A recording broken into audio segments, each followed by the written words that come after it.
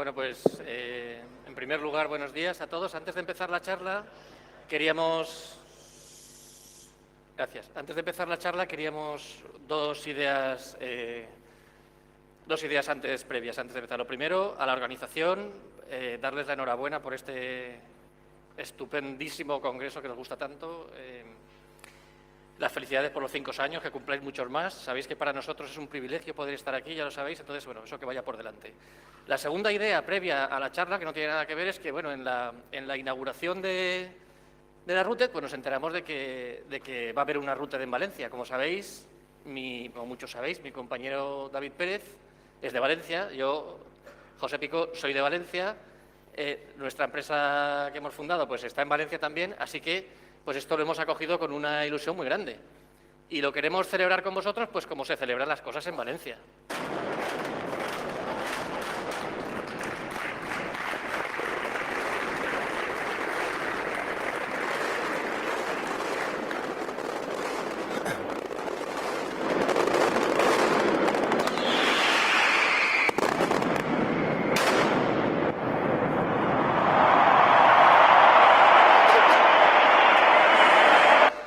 Vale, pues ya dicho esto, ya podemos empezar la charla. Como sabéis, en 2G el protocolo tenía una serie de vulnerabilidades que permitían realizar un ataque con estación base falsa. Esto es ampliamente conocido. En ese ataque lo que se podía hacer, entre otras cosas, utilizando ese ataque, pues hacer cosas como el IMSI catching, ¿no? El IMSI catching es que yo con un dispositivo soy capaz de decir si un determinado usuario, un determinado IMSI, está o no en la zona de cobertura de mi estación base falsa. O, como por ejemplo se demostró el año pasado también en la RUTED, podría geolocalizar de una forma muy precisa, en un radio de unos 2 kilómetros, un dispositivo al que estuviera buscando, ¿no? De una forma bastante precisa. O podía también denegar el servicio a un determinado dispositivo, que lo podía hacer de forma selectiva, y hay varias técnicas en 2G al respecto. O también en 2G lo que sí que se puede hacer es manipular, interceptar las comunicaciones y también manipularlas, ¿no? Podía, pues no solo grabar conversaciones, sino también podía falsificar el número de llamante, el número de destino, podía redirigir llamadas, podía hacer un montón de cosas. Todo esto es parte de las vulnerabilidades que durante este tiempo se han estado demostrando en 2G. ¿Qué pasa? Que nosotros, desde que estamos prácticamente trabajando en esto, pues nos han llegado noticias, pues alguien que te manda una URL, ¿no? Y te dice: oye, pues es que, fijaros, mirad esta URL, este PDF, hay un cacharro que dice que muchas de esas cosas también las hacen en 3G, ¿no? Y entonces eso nos motivó también para empezar a pensar, bueno, ¿cómo lo harán y tal? No sé qué, ¿no? Es una de las cosas que nos motivó para pensar en cómo se haría. Luego también, por el otro lado, hay algunos investigadores por ahí y aquí nos vamos a poner un poco serios, perdonadnos, ¿no? Que se llaman de prestigio, y que dicen que no se puede hacer en 3G. Nosotros no solemos hacer esto, pero queremos denunciar esta situación porque nos parece pues impresentable, ¿no? Entonces, en 3G esto está solucionado.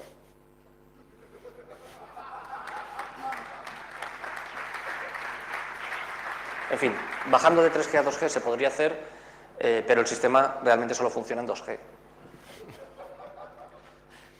Esto no se puede consentir y intentaremos que esos investigadores no vuelvan a caer en el mismo error. Bueno, entonces, ¿de qué va la charla? Bueno, ¿qué parte de esos ataques que hemos nombrado que se pueden hacer en 2G se pueden hacer directamente en 3G? Pues estos 3 primeros. No vamos a poder interceptar las comunicaciones ni manipularlas, pero sí vamos a poder hacer... el puntero no se ve, ¿verdad? Bueno, sí. IMSI catching, geolocalización de dispositivos, denegación de servicio, y un ataque que es derivado de los anteriores que se llama downgrade selectivo a 2G. Esto es una cosa que también te anuncian mucho en los folletos, ¿no? Te dicen, mi cacharro puede hacer downgrade selectivo a 2G. O sea, yo puedo decir que tú, pero tú no, pero tu móvil coja 2G. ¿Esto para qué sirve? Pues como hemos dicho que en 3G las comunicaciones no se pueden interceptar, si yo te fuerzo a que tu dispositivo vaya a 2G y tome servicio de mi estación base falsa, entonces el ataque que estoy perpetrando es el ataque de 2G, ¿no? Es una feature bastante útil, ¿no? Y luego, pues nuestro objetivo en la charla es contar cómo. ¿Por qué? Pues porque en estos folletos que os contamos, pues siempre el tema era... que pues ellos decían, con nuestra tecnología súper secreta y tal, conseguimos hacer un downgrade selectivo a 2G. Y entonces, a la hora, pues ya cuando nos pusimos a un poco a investigarlo, primero, lo de súper secreta, bueno, antes que nada, nosotros no hemos inventado nada, está todo inventado ya. O sea, los cacharros que dicen que lo hacen, pues nosotros no hemos tenido acceso, probablemente lo hagan. O sea, que no es una cosa que hayamos inventado nosotros. Lo que pasa es que sí que pues, no se había presentado antes, creemos, o lo que sea, ¿no? Pero, primero, tecnología súper secreta y tal. Pero vamos a ver, si esto está patentado. O sea, tú te vas a la patente y lo que vamos a contar hoy están en las patentes. O sea, que nadie se piense que esto no es público. Lo que pasa es que intentan decir que es súper secreto y tal, pero esto está patentado, ¿vale? Para empezar a hablar. Segundo, tecnología súper secreta. El concepto en el que todo esto se basa es un concepto extremadamente simple, por decirlo suavemente. La verdad es que es una gilipollez. O sea, lo que permite que esto se pueda hacer, que esos ataques que veis ahí se pueden hacer también en 3G, ahora lo vamos a contar, es un concepto muy, muy simple. Por lo tanto, pues esto es lo que vamos a contar. La charla va a tener dos partes. Una primera parte en la que contaremos esta parte teórica, o sea, por qué los ataques son posibles, y un poco analizaremos ataque por ataque y veréis pues, que efectivamente parece que sí que van a ser posibles.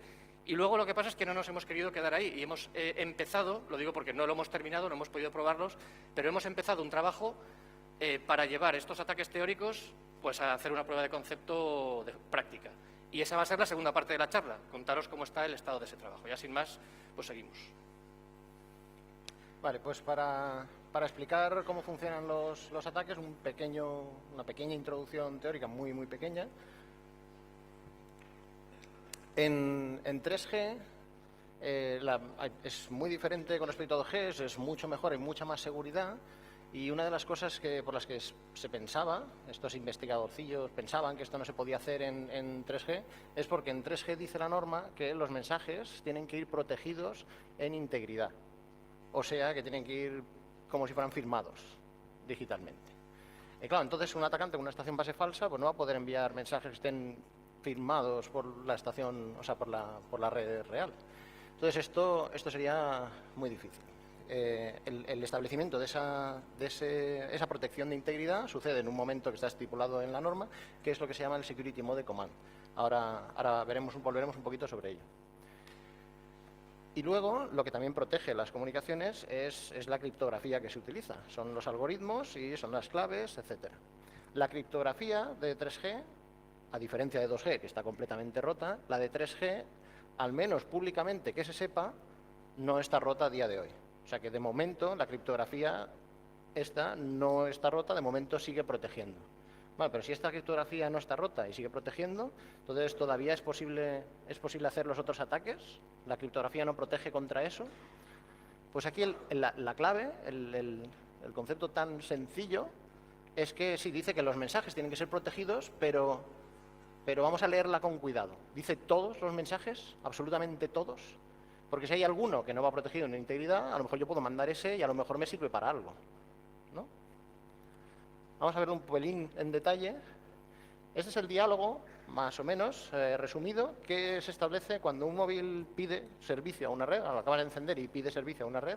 Este es el diálogo que se produce. Lo de la izquierda es el móvil, lo del medio es la estación base, lo de la derecha es la red por dentro.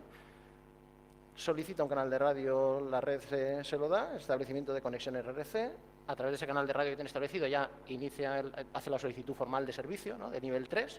Hola, por favor, quiero que me des cobertura. Y la red entonces tiene la potestad de decidir si identifica al usuario o no. Si ya lo conoce de antes porque tiene el Teams y tal y cual, pues no. Pero la red decide si quiere hacer el proceso de identificación del usuario. Una vez hecho la identificación, la red, si quiere, puede hacer el de autentificación. Tiene que exigirle, o sea, le puede exigir al usuario que demuestre que tiene la KSUBI guardada en la tarjeta SIM, etc. Cuando eso se produce, autenticación y establecimiento de claves, si todo eso ha ido bien, entonces se deciden las claves, simplemente se empieza a usar, aparece la integridad, ¿vale? Aquí abajo es donde se inicia ya que toda la comunicación va a ir protegida en integridad. ¿Veis que en este diagrama, donde empieza la criptografía a proteger, es allí abajo? Y que antes de eso han sucedido un montón de cosas. Pues esa es la clave de todo esto. Haciendo zoom en el primero de ellos, cuando el móvil solicita un canal de radio, necesita un canal de radio para poder solicitarle servicio a la red. Esta solicitud de canal de radio es completamente anónima. Aquí todavía no se ha identificado al usuario, todavía no se ha hecho nada de eso. Cualquier dispositivo puede hacer esta solicitud de quiero que me asignes un canal de radio, la estación base se lo va a tener que asignar y entonces, una vez asignado, entonces continuarán los siguientes pasos con la identificación del usuario, si es que la red lo estima oportuno, etcétera. Pero esto es previo a todo eso. ¿Está claro hasta aquí? Esto es la clave de todo. Es muy sencillo. ¿Y qué pasa si este diagramilla que os ha contado David es cuando yo pido un canal de radio para hablar con la red y la red me lo da, toma, habla por este canal de radio? ¿Qué pasa si la red lo rechaza? Bueno, pues la red te dice, pues no tengo un canal de radio para ti. Pero esto no sucede porque no se autentique ni porque haya un problema de autenticación. Aquí no hay autenticación todavía. Yo solo estoy pidiendo un canal de radio para hablar con la red. Pero la red le dice, pues puede ser que no tenga canales disponibles, y le dice, bueno, pues no tengo un canal para ti, ¿no? Connection reject, no tengo. A nivel de RRC, de recursos de radio, no tengo un canal para ti. Pero sé quién lo tiene. Sé quién lo tiene. Y te puede dar otra frecuencia 3G o te puede dar una cosa que se llama Interrat Info. O sea que hay una celda 2G que tiene servicio para ti, de las mías, vamos. Entonces, ahí te doy una información que para un atacante puede ser útil y que puede ser utilizado utilizando una estación pues que sea falsa suplantando al operador, ¿no? Entonces sería un caso. Esto es un poco un resumen de todos los mensajes que, según la norma, no se protegen en integridad, ¿no? Como os ha contado David antes, pues los mensajes de establecimiento del canal de radio no están protegidos en integridad. ¿Y qué pasa con los mensajes de nivel superior? Con los mensajes un poco de nivel 3, que son los de, oye, que ya cuando tengo un canal de radio y quiero pedirte servicio, oye, que quiero servicio, ¿no? Location of data procedure. Pues resulta que aquí hay una serie de, como veis, de excepciones que la norma permite que pueden o no, dependiendo de la situación, y siempre a criterio de la red, porque es la que maneja el intercambio inicial, protegerse o no en integridad. Entonces, los dos en concreto que nos convienen o que nos interesan son estos dos, ¿no?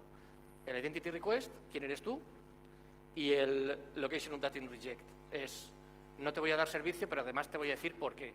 Es que no te doy servicio porque tu IMSI no es válido, ¿no? Esto lo demostramos también hace un par de años, y esto es otra cosa que vamos a poder utilizar en 3G, ya que el Location of Data Reject es un mensaje que se permite que no esté protegido en integridad. Pues vamos a seguir, ¿no? Ya tenemos un poco el fundamento básico teórico, que es muy simple, y vamos a seguir. ¿Qué necesitaríamos para hacer esto, no? Pues bueno, necesitaríamos un equipo de radio lo suficientemente bueno, y ya está, que eso existe en el mercado, es muy accesible, y necesitaríamos un módem, que en nuestro caso hemos dicho que vamos a llamar módem software, pero que realmente, bueno, podría no ser software. Lo que pasa es que sí que necesitamos acceder a la banda base, necesitamos acceder a las funciones de radio del módem, porque queremos ahí pues controlarlas, hacer cosas con los canales de radio, etcétera, ¿no? Entonces necesitaríamos esta parte y luego emulación de todas las partes del protocolo que intervienen en esos diálogos, ¿no? En el Location of Data Procedure, en el establecimiento de la conexión de radio, etcétera. De momento, para la charla, luego revisitaremos esta slide, pero de momento lo que vamos a suponer es que todo eso existe, ¿no? Vosotros suponed que tenemos todo eso, que tenemos una estación que tiene todas esas features. Y vamos a analizar un poco ataque por ataque, pues cómo funcionaría. Vale, pues vamos a ver los 4 ataques que comentábamos antes, los 3 que ya habíamos demostrado antes en 2G, que se pueden hacer todos con estación base falsa, y también el cuarto, que es específico de 3G, el downgrade selectivo a 2G, es decir, a un móvil concreto. Tú, en vez de servicio 3G, mira, vete a aquella celda, y los demás no, los demás podéis seguir tranquilos. Vamos a ver cada uno de esos ataques en detalle, que veréis que están basados todos en el mismo principio que hemos mostrado.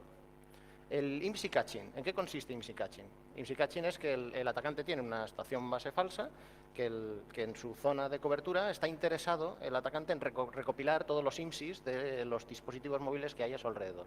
Ese es el interés del atacante con esto. Bueno, pues lo único que tiene que hacer es poner una estación base falsa, como lo hacía en 2G. La ponía, los móviles la detectaban, le solicitaban servicio porque la veía con más señal que las demás o por lo que fuera. Y la red le rechazaba para que ni siquiera se enteraran, ¿no? Los móviles le rechazaban aquí, seguían pidiendo cobertura a las redes normales, y ya está, el atacante ya tenía ahí sus IMSIs. Bueno, pues todo eso, no hay nada que no se pueda hacer en 3G, porque el establecimiento de conexión RRC, yo puedo poner una estación base falsa que parezca una estación base de 3G. El móvil que me detecta me solicita un canal de radio, yo se lo asigno, no hay ningún problema. El móvil, entonces, ya utilizando ese canal de radio, va a intentar solicitarme servicio, y lo único que pasa es que yo le voy a decir, espera un momentito, antes de decidir si te doy servicio o no, como yo soy la red, yo puedo decidir que no, tú me vas a decir quién eres. le hago el mismo identity request que podíamos hacer en 2G, él está obligado por la norma a responderme, me va a dar el IMSI, y entonces yo ya tengo todo lo que necesitaba. Le hago un reject, tú tranquilo, que yo no te voy a dar servicio, pero los demás están aquí para dártelo, y ya está, y ya tengo el IMSI. Y cada teléfono que haya por la zona va a pasar este proceso y al final voy a tener la lista de IMSIs que tenía. O sea que el concepto de IMSI Catcher perfectamente se puede hacer en 3G, porque la criptografía no aplica en esta primera parte. ¿Preguntas aquí? Sencillo, ¿no? Segundo ataque, geolocalización de dispositivos. En el ataque de geolocalización, en lo que está interesado el atacante es en conocer la ubicación exacta de un dispositivo concreto que le interesa, víctima. Esto, el año pasado mostramos el sistema de geolocalización que habíamos hecho para 2G, que como funcionaba era, si sabes más o menos la zona, el área en la que está la víctima, pues embarcas el sistema en un coche, vas conduciendo por allí por la zona, con una estación base falsa, el coche. Entonces, la zona de cobertura alrededor del coche, tienes la estación base falsa que ofrece la cobertura, y si en algún momento aparece el móvil de tu interés haciendo la solicitud, todos los demás que te soliciten los rechazas, el móvil que nos solicitaba y nos interesaba, a ese sí le aceptábamos el registro, le dábamos servicio nosotros, y entonces le establecíamos una llamada silenciosa para que estuviera todo el rato hablando con nosotros, todo el rato enviándonos datos sin mostrar nada en la pantalla.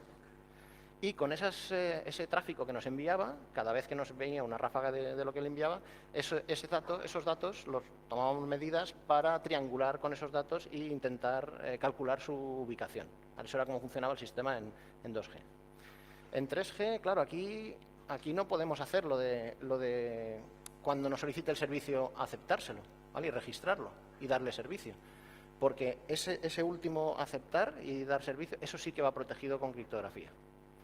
Entonces ahí tenemos un problema. ¿Pero de verdad hace falta aceptar el registro?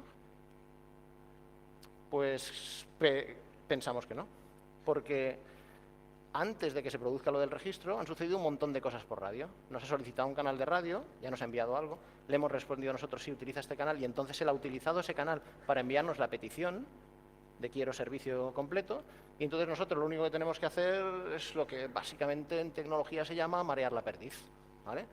La petición que nos llega, no te contesto, ahora te contesto pero con un error de transmisión, que parece, el otro tiene que reintentar, tiene unos timers para reintentarlo unas veces, y al final nada, al final se va a ir y ya está, no voy a poder hacer el registro completo.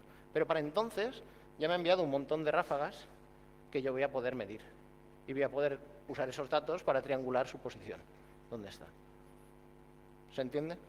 Con lo cual, sin aceptar el registro, también es posible tomar medidas para ubicar el dispositivo. Aquí vamos a ser cautos y que no nos pase como a los investigadorcillos esos del principio, y vamos a dejarlo en un creemos que esto es posible porque no lo hemos probado con nuestras propias manos, ¿vale? Y solo por eso. Siguiente ataque de los que hemos mencionado, el ataque de denegación de servicios. Si os acordáis, era un ataque por el cual yo ponía mi estación a funcionar durante un tiempillo, y a los IMSIs que yo hubiese seleccionado, o a todos, vamos, como yo quisiera, les decía que su IMSI no era válido. Entonces, ¿qué hacían los teléfonos? Casi todos, porque hubo uno que se nos escapó en la demo, no sé si acordáis. Pero casi todos, ¿qué hacían? Pues decían, no soy válido, pues yo ya no hago nada más. Y se quedaban sin servicio, no notificaban, casi todos, algunos sí, pero solo los antiguos, al usuario nada más que el hecho de que no tenían cobertura. Yo apagaba mi ataque y me iba, y eso seguía así sin servicio hasta que el usuario reiniciaba su teléfono móvil, ¿no? Este ataque, que era posible en 2G, en 3G es exactamente igual de posible, porque todo lo que utilizamos para realizar ese ataque no está protegido en integridad. Toda la parte inicial de solicitud de registro no está protegida, y la parte del rechazo, que es el Location Update Reject, tampoco. Es una de las excepciones que se permiten, así que es posible. Y el último de los ataques bueno, es posible sin haberlo probado, ¿vale? El último de los ataques que decimos es el famoso downgrade selectivo a 2G. Aquí proponemos dos formas de hacerlo. Hay otra, por lo menos, pero esa nos parece más guarra y esta nos gusta más. Estas dos nos gustan más, ¿no? La primera de las dos es, si tú me pides un canal de radio y yo tengo la posibilidad de decirte, no, yo no te doy un canal de radio, pero esta otra estación base 2G, que es mía también, sí que te lo va a dar, pues en ese momento te estoy forzando, y además selectivamente, porque yo antes de eso, bueno, en ese caso no es selectivo, en ese caso te estoy forzando siempre a ti a que vayas a 2G. Pero en el caso de utilizar el mensaje de nivel 3, el Location of Data Reject, en este caso sí que podría ser selectivo, que es cuando yo ya tengo un canal de radio con la estación 3G, que en este caso sería falsa, sería nuestra. Esa estación falsa nuestra la hemos configurado con el mismo location area que la estación de verdad que está en esta zona, y el código que le damos de rechazo es location area no permitido. O sea, en esta location area no te puede registrar, en otra sí, pero en esta no. Entonces el móvil ya deja de buscar estaciones base legítimas o no legítimas en la location area y se va a poner a buscar estaciones base en otros sitios. Si yo a la vez tengo otra estación 2G que sí que da servicio suplantando a ese mismo operador en otra location area diferente, que eso lo configuro yo y lo puedo hacer, entonces el móvil lo que va a hacer es encontrarme esta estación. Son dos formas de hacer un downgrade selectivo a 2G y probablemente, bueno, hay otra, creemos, y probablemente haya más, ¿no? Entonces, llegados a este punto, bueno, siempre con la salvedad de que no lo hemos probado, ¿no? Llegados a este punto, volvamos a la slide en la que suponíamos que todo esto está hecho. Vamos a ver realmente, de todo lo que suponíamos que está hecho, qué es lo que sí está y qué es lo que no está. El hardware existe. Las versiones de alta gama de las USRPs, por ejemplo, pueden valer. El hardware que luego os contaremos que hemos usado nosotros también puede valer. Los requisitos están ahí, que tenga un ancho de banda suficiente, una tasa de muestreo suficiente y que tenga una frecuencia de reloj adecuada y una precisión, sobre todo la precisión, pero bueno, los cacharros de ahora lo hacen. La frecuencia, si no es un múltiplo de 384, que es lo que tiene que ser, da igual, podemos hacer resampling por software. Entonces, bueno, no es un requisito muy duro, o sea que el hardware existe. Las partes del protocolo que nos interesan, pues muchas existen, otras se pueden reaprovechar y otras se pueden escribir. O sea que eso pues no nos parece un problema bloqueante. ¿Cuál es nuestro problema bloqueante ahora en este momento que queremos llevar a la práctica los ataques? Nuestro problema bloqueante es esto. No tenemos acceso a una banda base 3G. Los teléfonos la tienen, pero no tenemos acceso a ella. No hay, que sepamos, nada publicado y no tenemos acceso a ella. Así que en este punto, que ya queremos llevar a la práctica los ataques que os hemos contado, que pasamos a la siguiente etapa, pues esa parte no la tenemos. Vale, entonces estábamos aquí estudiando todo esto de todos estos ataques. Ostras, sí, esto sí que se puede hacer en 3G, sí, esto también, sí, esto también, esto hay que probarlo, esto hay que probarlo. Y hacemos el análisis de qué tenemos disponible y nos encontramos con eso y fue un momento de bajón, ¿vale? Pero bueno, ante obstáculos así, pues hay diferentes formas de enfrentarse en la vida. La que a nosotros nos parece la más adecuada, pues es esta, y es la que hicimos. Fer, ya sé lo que vamos a hacer hoy. Exacto. No tenemos un Movis 3G, digo, un módem 3G de desarrollo libre o que podamos acceder a las APIs, que tengamos control de la banda base, pues habrá que hacer uno, ¿no? Y eso es lo que hicimos.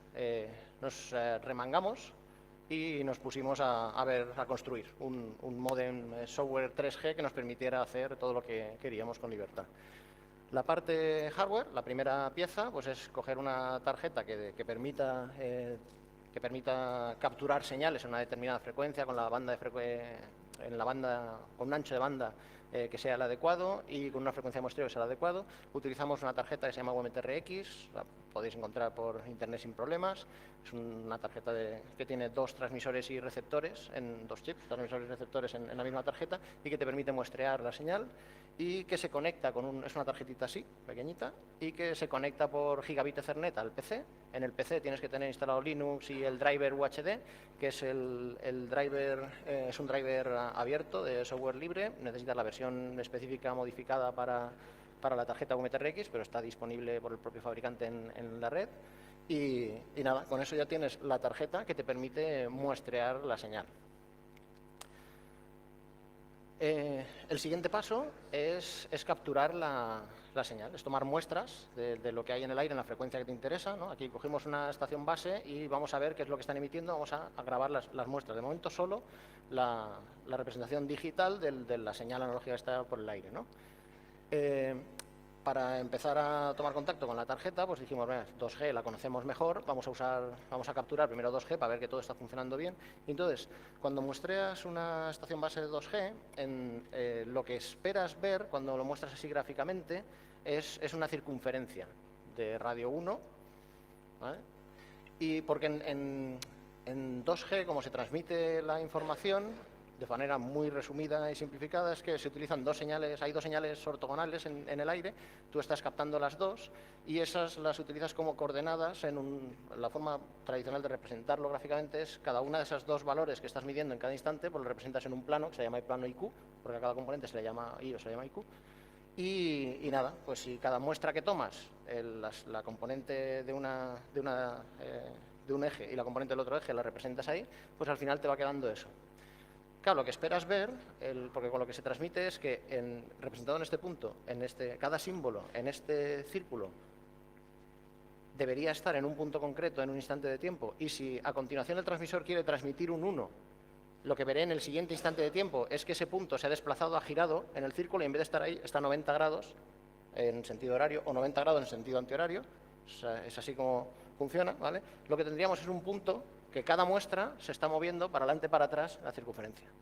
Vale, esto era lo que sabíamos, esto es lo que hemos muestreado, miramos el gráfico y igual que el otro fue un momento bajón, pues esto fue un momento de alegrón. Pues sí, estamos recibiendo más o menos, claro, con ruido y tal, pero estamos recibiendo más o menos lo que esperamos.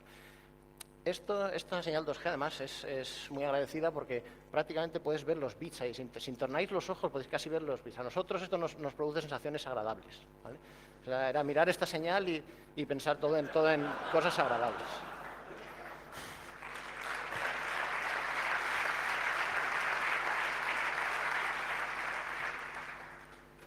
Luego nos dijimos, bueno, ya que tenemos la señal 2G capturada, bueno, siguiente paso, vamos a capturar una señal 3G. Es fácil, ¿no? Coges el teléfono en modo monitor, dices, a ver, una que tenga potencia. Coges un analizador de espectro y dices, va, pues esta, venga, voy a capturar ahí. Y dices, y voy a mostrarla, y esperas más o menos lo mismo, ¿no? Porque también los símbolos están en una circunferencia y tal. Y lo que te encuentras cuando capturas una señal 3G es esto.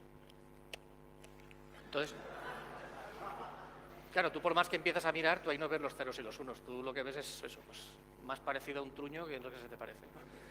Pero bueno, estamos en el modo Phineas y Ferb, pues hay que seguir, ¿no? Pues vamos a seguir. Venga, esta es la señal 3G. Primero nos costó creérnoslo, pero era esa. Vale, pues bueno, vamos a seguir. ¿Y qué es lo primero que hemos dicho que hay que hacer? Resampling, ¿no? Esa señal estaba capturada a la frecuencia que captura máxima la VMTRX, que son 13 megasamples por segundo, pero necesitamos un múltiplo de 384. Pues venga, vamos a programarnos un resampler, un filtro de ventana y no sé qué, por lo que hay que hacer. ¿Para qué? Para tener una señal que esté muestreada a un múltiplo, a un múltiplo de 384 megasamples por segundo. Vale, pues aceptas el resampler y nada, pues una vez que has hecho el resampler, pues tienes que seguir. Siguiente paso. ¿Qué hay que hacer? Hay que conseguir sincronización, porque a ti te llegan una ristra de números, que son las muestras que estás tomando de la señal, y tú tienes que saber dónde empiezan las cosas. En UMTS la trama son 15 time slots. Cada time slot son 2560 símbolos. Entonces tú tienes que saber dónde empiezan. Lo primero que tienes que conseguir es la alineación de time slot. Dónde empiezan los time slots. Y para eso UMTS define un mecanismo que se llama el Primary Synchronization Channel, que nada, que cuando tú ya lo detectas y lo construyes en la señal, lo detectas en la señal, perdón, pues tú lo que tienes ya es una sincronización de dónde empiezan los time slots. Y ya empiezas a saber algo. Y empiezas a decir, bueno, pues los time slots empiezan aquí. En la muestra tal empieza el time slot, ¿no? Vale, una vez tenemos claro dónde empiezan y acaban los símbolos, pues lo siguiente que utilizamos es el Primary Synchronization Channel, lo que utilizamos para eso. Ahora vamos a utilizar el Secondary Synchronization Channel para identificar dos cosas. Una es el grupo al que pertenece el Primary Scrambling Code, el código de Scrambling. Scrambling es un proceso porque cuando emite una estación base la señal, antes de emitir, hace una manipulación pseudo-aleatoria de lo que está emitiendo para que así se pueda distinguir lo que está emitiendo esta estación de lo que está emitiendo otra, que utilizará otro código. Pues como códigos hay muchos, en vez de tener que probarlos todos, lo que se hizo fue agruparlos en grupos, lo define la norma, hay 64 grupos y luego dentro de cada grupo hay 8 posibles. Vale, pues el Secondary Synchronization Channel lo que te permite es identificar a qué grupo pertenece el código que está usando esa estación base. Entonces, haces la correlación que tienes que hacer y pruebas a ver cuál de esos 64 posibles está ahí y detectas cuál es el que está. Cuando detectas uno que está, ese te está diciendo que ese es el grupo al que pertenece el código de Scrambling que está utilizando la estación y también te está diciendo cuáles de los time slots son los que definen el principio y el fin de trama. ¿Vale? Los time slots vienen uno detrás de otro y lo que pasa es que arbitrariamente se decide que este es el time slot 0 de la trama 0 y así hacia adelante, ¿no? ¿Dónde están los límites de la trama? Pues con el Secondary Synchronization Channel consigues esas dos cosas. A continuación necesitamos obtener el scrambling code concreto, el código que ha utilizado esa estación base en concreto para poder extraer la señal de esa estación base. Y eso, como hemos dicho, hemos identificado el grupo. Dentro de cada grupo hay 8 posibilidades, pues tenemos que probar cada una de las 8 para ver cuál de esas 8 son las que está utilizando esa estación base. Y cuando conseguimos identificar el código que está utilizando esa estación base, uno de esos 8, entonces ya tenemos lo que necesitamos para hacer el proceso inverso a esa manipulación pseudoaleatoria que hicieron en transmisión. O sea, nosotros hacemos el inverso de eso y entonces extraemos de todo ese amalgamum de señal que hay ahí la señal que transmitió esta estación base en concreto que nos interesa. Porque es posible que en la misma frecuencia estén emitiendo otras estaciones cercanas, pero lo estarán haciendo con otro código distinto. Y con esto conseguimos extraer lo de esta estación base en concreto. Vale, entonces estás aquí que ya has extraído la señal de esta estación base en concreto, pero tienes ya los bits. Pues no, lo que tienes ahí se llama chips, y para llegar desde los chips, que es lo que tienes en ese instante, hasta los bits, pues te queda tienes que hacer el proceso inverso de lo que haya hecho el elemento en transmisión, ¿no? Ese esquema es te vas a la norma, miras a ver qué es lo que han hecho en transmisión, porque yo voy a tener que hacer lo contrario. Miras en la norma y la columna de la izquierda arriba es donde hay bits y el emisor le hace una serie de procesos, ¿vale? Acaba aquí y continúa allí, y continúa, y al final por ahí abajo es cuando ya tiene chips y los envía por el aire. Eso es lo que hizo el transmisor. Pues nosotros lo que tenemos que hacer es lo contrario. Nosotros estamos ahora aquí abajo, tenemos nuestros chips y entonces tenemos que programarnos todo lo necesario para deshacer el physical channel mapping que hicieron, deshacer el second interleaving que hicieron. Porque el interleaving se hace 2 veces, lo que hacen es barajar los bits que vas a transmitir. La segmentación de los canales físicos, separar los canales lógicos, los canales de transporte que han ido agrupando, dependiendo del canal que tengas. Tienes que juntar los datos que te vienen en varias tramas si es que ha sido separado entre varias, otra vez el barajeo el ajuste de velocidades. Es posible que la velocidad de transmisión a la que llegan los bits aquí y la que salen por el aire no es la misma, entonces hay que hacer ahí un poquito de manipulación. Entonces haces una decodificación convolucional de lo que tienes y entonces obtienes por fin los bits. Y esos bits son los que ya, si esto fuera un móvil, le pasaría al nivel superior, esto es el nivel 1, le pasaría al nivel 2, al RRC, y ya ahí arriba podrían utilizar esos bits. Esto es lo que teníamos que hacer y esto es lo que nos pusimos a hacer. Entonces os lo vamos a mostrar, pues lo que tenemos. La única parte que no vamos a poder mostrar en vivo es la parte de captura. No hemos traído la UMTRX y entonces el punto de partida de donde vamos a partir para hacer la demo va a ser un fichero que ha sido obtenido capturando muestras, simplemente muestreando una señal a esta frecuencia con este ancho de banda, captura y guárdame todas las muestras que tengas en un fichero. Ese va a ser nuestro punto de partida para la demo. Ese fichero es este que veis aquí, es el capture.data. Tiene 16 millones de muestras, tipo float, y como os decíamos, lo primero que hay que hacer con ese fichero es resamplearlo, ¿no? Pues ahí ese es el ejecutable nuestro, le decimos resamplearlo, le decimos que el fichero de entrada es el capture.data. Le vamos a decir que el fichero de salida, por ejemplo, es capture.data.resampled, ¿no? Que el inRate, la tasa de entrada es la tasa, bueno, realmente el nombre está mal, es la tasa a la que hemos capturado el fichero, son 13 megasamples por segundo, que es la tasa a la que le hemos dicho a la UMTRX que capture, pero que nosotros queremos ese fichero como si lo hubiéramos capturado, que sea, queremos hacer un resampling. Vamos en este caso a usar pues un sample por symbol, ¿no? Entonces eso quiere decir que lo resampleamos pues a la frecuencia básica de chips, a las frecuencias de UMTS, que es 3,84 megasamples por segundo. Entonces aquí pues lo único que hace este proceso es eso, es resamplear la señal y construir una señal de salida que lo que tiene es la señal resampleada, ¿no? Eso tarda un ratín porque son muchas muestras, pero al final con un poquito de suerte termina.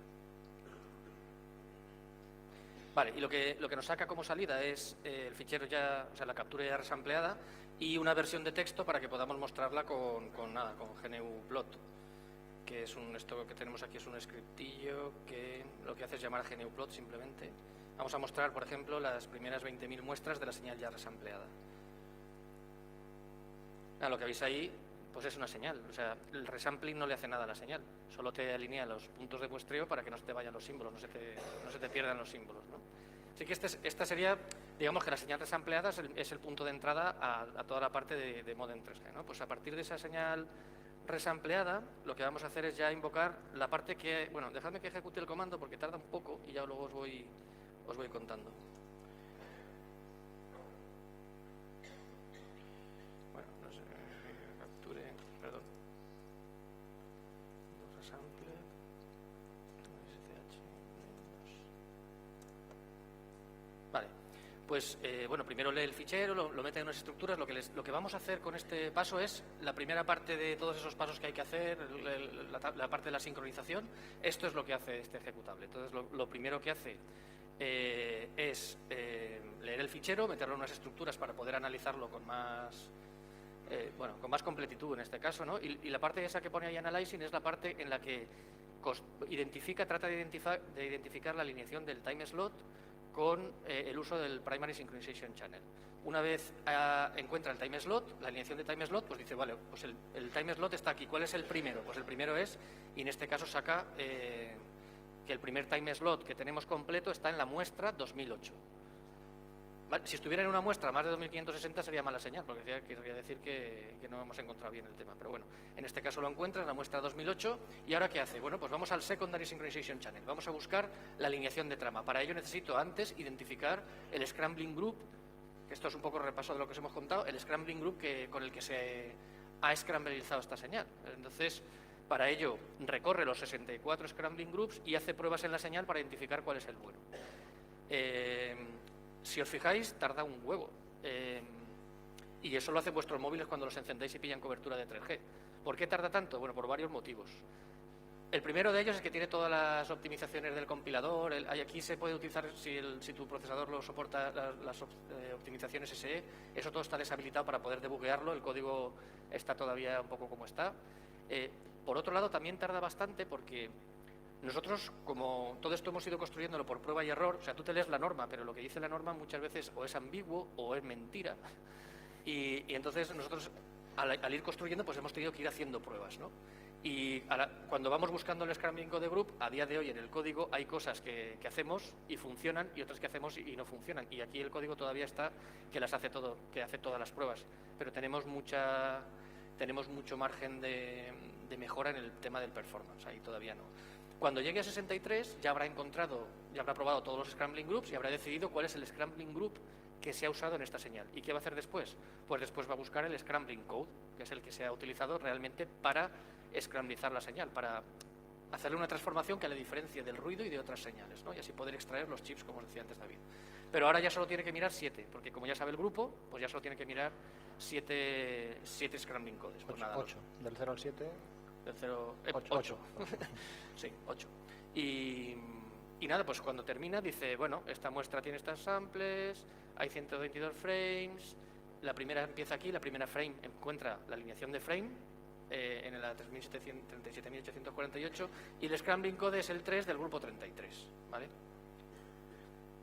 Es una señal de verdad, no lo hemos hecho a propósito, ha salido grupo 33 porque ha salido. Y luego lo que hace con eso ya puedo descramblizar la señal. La cojo y la saco a un fichero de salida que ya tiene los chips que que estamos seguros que han sido emitidos por esa estación base, que es el fichero este que veis aquí, el capture. Bueno, le añadimos la extensión de Scrambled para poder seguir con las siguientes fases del procesamiento. Vale, aquí es cuando ya habíamos aplicado el descrambling, ya obtenemos los chips que han sido emitidos por esa estación base en concreto. Ahora lo que nos falta es todo el resto de transformaciones hasta llegar a los bits. Si os acordáis del esquema este que hemos mostrado de la norma.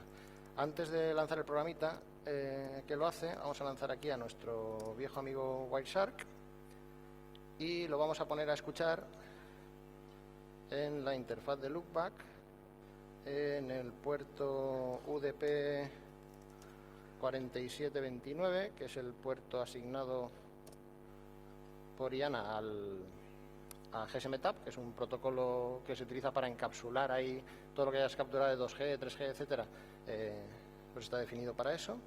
Y vamos a volver aquí a nuestro terminal, vamos a bajarlo por aquí.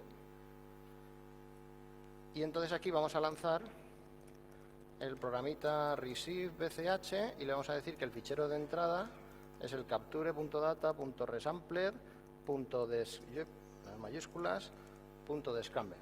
¿Vale? Va a coger ese ficherito donde están ya los chips y le va a hacer todo el proceso inverso de todas esas cajitas que veíamos para al final extraer los bits. Se pone ahí a extraerlos y si todo va bien, dentro de un poquito tendríamos que ver aparecer aquí los bits que va obteniendo de cada trama. Momento de tensión. Ahí está. Vale, si veis aquí tenemos, vamos a hacer scroll un poquito para arriba. Y ¿ves? Nos ha ido procesando las tramas. Veis que las está procesando por pareja, la 91 y la 92, la 93 y la 94. Esto es porque el canal que estamos intentando escuchar es el BCH, que es el de broadcast, y este, como se segmenta, es que cada trozo se parte en 2 tramas consecutivas. Entonces, el proceso de recepción tienes que coger cada 2 tramas consecutivas y reconstruir lo que te han enviado. Y esto de aquí sí que es ya la salida del decodificador convolucional que decíamos antes, que son los bits que ha recibido. Y esos bits, el programa lo que está haciendo es, ahora que ya tiene una secuencia de bits de unos y ceros, lo está encapsulando en UDP y se lo está enviando a Wireshark. Aquí en Wireshark podemos, a ver si coge el foco. Es aquí. Esto es. Aquí tenemos la traza. Veis que en la columna protocol pues dice que es RRC.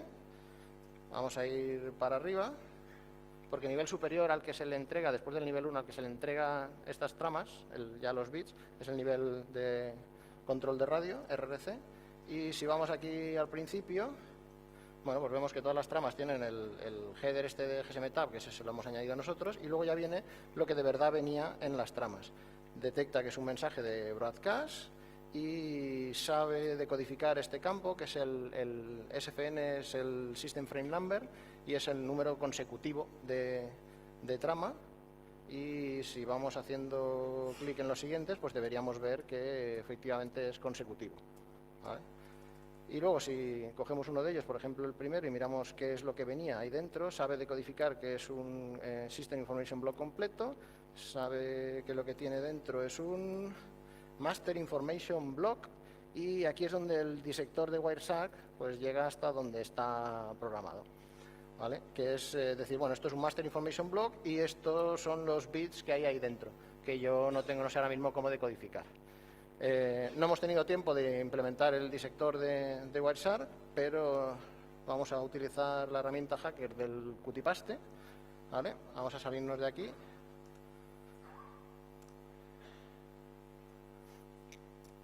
Vale, y aquí lo que hemos hecho es el Qtpaste de esos bits. Está pegado arriba en volcado hexadecimal y luego debajo está ya en binario, y para interpretar esa ristra de bits lo que tienes que ir es a la norma y ver la definición de cada uno de los bloques, qué es lo que significa, y lo que hemos marcado ahí es, hemos ido a buscar el identificador MCC y MNC, que son el identificador de PLMN, el identificador de la red que está emitiendo esa señal, que en concreto aquí, si leéis los bits, pues son 214, es el 01, eso es España y es Vodafone. O sea que esta es una estación base de Vodafone, que es la que estaba emitiendo esta señal que habíamos capturado y de la cual ahora ya sí hemos obtenido los bits. Y bueno, ya pues en este punto aquí es donde nos hemos quedado. O sea, en nuestra parte, nuestra intención de llevar el tema a una prueba de concepto práctica, pues en este punto es en el que estamos. Nuestro punto más bloqueante, que era el tener acceso a un módem, que tuviéramos acceso a la banda base, pues ya está resuelto, o bueno, o casi, está en camino de ser resuelto. Y bueno, y ahí nos hemos quedado. Por eso no hemos podido probar ya más hacia adelante los ataques que os hemos presentado.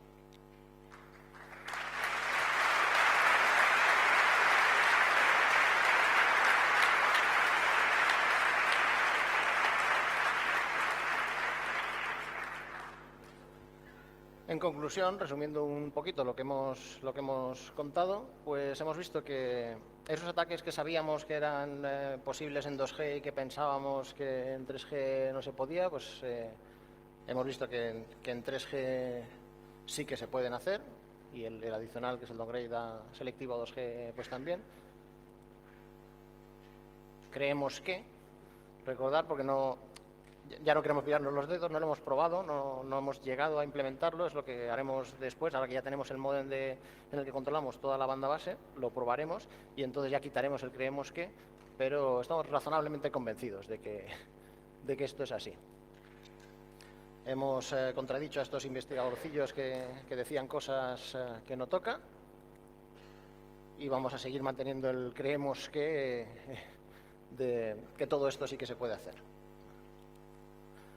Nada más, si alguien tiene interés en ver detalles de estos, ya conoceréis muchos el libro que nos convenció para escribir Chema, que lo tenéis en 0xWord, y va a salir una nueva versión dentro de muy poquito, incorporando lo que hemos hecho ahora últimamente, y es que de hecho se está retrasando por culpa nuestra, ¿eh? Queremos decir que no es culpa de 0xWord, es culpa nuestra que no hemos llegado a tiempo de entregárselo todo, pero estará dentro.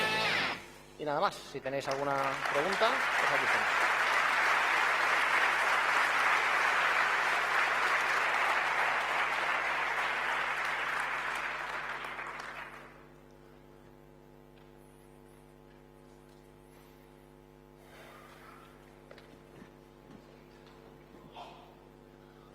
Hola, aquí en el centro. Muy interesante la charla. Dos preguntas. En la fase de INSI catching, ¿hay algún tipo de condición de carrera? Es decir, si una estación base, un móvil intenta conectarse a todas las estaciones base o negocia con todas las estaciones base que tiene alrededor, o hay una limitación en cuanto a se conecta a las más potentes y en cuenta una se engancha a esa? Es decir, ¿se puede capturar siempre un IMSI o depende de? Sí, la respuesta es sí, sí se puede siempre. Lo que pasa es que vas a tener que hacerlo con cuidado, si quieres estar seguro de que lo consigues. Pero poderse sí que se puede. No, un móvil que ya tiene servicio de una estación base real no está continuamente monitorizando todas las posibles estaciones que aparezcan y tal, porque eso consumiría mucha batería. Y lo que define la norma es que la que le está dando servicio, uno de los System Information Blocks, uno de los datos estos que le informa, es la lista de celdas vecinas. Y entonces el móvil lo único que va a monitorizar es de esas listas, esas frecuencias, de esas celdas que están declaradas como vecinas, son las que sí que va a estar todo el rato, aunque esté con el servicio, estés haciendo lo que sea, va a estar mirando a ver si alguna de repente es mejor que la que tiene, le da más señal. Entonces, para configurarlo para triunfar tú, tendrías que primero escuchar a ver qué listas vecinas están diciendo por la zona y entonces ponerte tú como una de las vecinas. Pero sí, sí que se puede. Ok. Segunda pregunta. El software que nos habéis presentado es muy lento, ¿no? ¿Creéis que en algún momento podéis desarrollar una herramienta suficientemente reliable para hacer esto en tiempo real? ¿O ya requiere hardware o qué estáis pensando? No requiere hardware. Es muy lento porque, como decíamos antes, es que no está optimizado para nada y tenemos muchísimo margen de mejora. Fíjate, el tiempo que necesitamos de hacer todo esto que os hemos mostrado son 20 milisegundos. O sea, todo esto tiene que estar hecho en 20 milisegundos, porque es el tiempo que viene la siguiente trama, básicamente. Entonces, sí, pensamos que se puede hacer en tiempo real. Pensamos que con un PC normal como este se puede hacer en tiempo real, sin ningún problema. Muchísimas gracias. Aquí arriba, al fondo del todo. Una pregunta, ¿qué radio de alcance tenéis con las placas UM como para que lleguéis a solapar las potencias de las celdas fidedignas de los operadores que tenéis alrededor? En lo que hemos mostrado, estábamos utilizando la placa de momento solo para recepción. Estábamos solo escuchando lo que está enviando la estación base real y eso es lo que hemos implementado hasta ahora.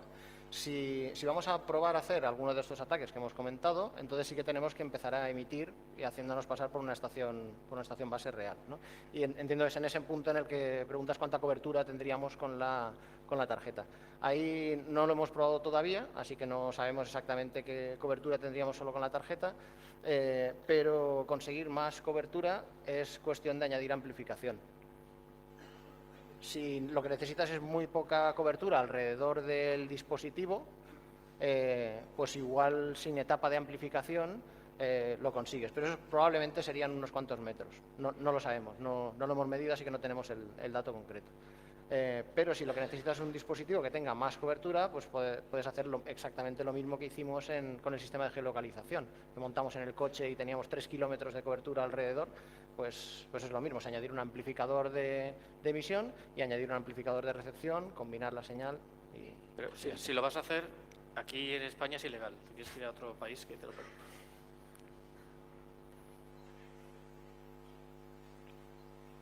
David. No, ¿qué? David, una pregunta. Ay, perdona. Nada, una cosa sencilla. Cuando vas a autenticar el terminal móvil, el Identity Request, a que se realiza sin cifrar, según habéis dicho, está obligado el terminal a responder, ¿no? O sea, es un comando que manda la red al terminal. Sí, el comando de Identity Request Sí. es un mensaje que efectivamente envía la red al terminal. Es decisión de la red si se lo envía o no, pero si se lo envía, Debe responder sí o sí. está obligado a responder. Bien. ¿Esos campos que responde solo IME y IMSI o puede responder más información? ¿Se puede sacar más información del terminal? Con la identidad, la identidad es el puedes- IMSI y el... Le y puedes pedir el IMSI, el email o las capacidades. Las capacidades son pues qué cifrado soportas y todo eso. Creo que son las únicas 3 cosas que le puedes pedir. Qué lástima. Vale. Estaría bien poder preguntarle quién es tu dueño o algún dato adicional. Sí. Pues nada, muchas gracias. Muchas gracias a todos.